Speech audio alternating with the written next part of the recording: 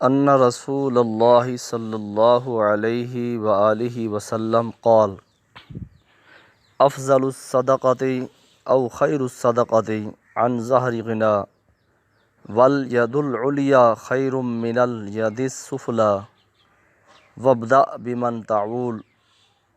حضرت سیدنا حکیم بن حزام رضی اللہ تعالی عنہ نے روایت کی کہ رسول اللہ صلی اللہ علیہ وآلہ وسلم نے فرمایا، افضل صدقہ وہ ہے جس کے بعد صدقہ دینے والا غنی رہے، یعنی یہ نہیں کہ سب مال لٹا کر آپ فقیر ہو بیٹھے، اور اوپر کا ہاتھ بہتر ہے نیچے کے ہاتھ سے، اور صدقہ پہلے اس کو دے جس کا نان نفقہ اپنے ذمہ ہے، یعنی اس کے ذمہ ہے، جیسے لونڈی، غلام، نوکر چاکر وغیرہ، اور اس کے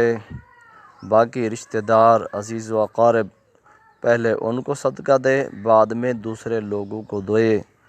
اور سب سے افضل صدقہ کے بارے میں کیا بتایا کہ آدمی دینے کے بعد مالدار رہے،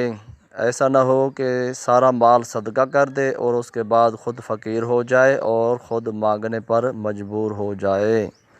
تو ایسا صدقہ نہیں کرنا چاہیے جس کے بعد آدمی خود فقیر ہو جائے۔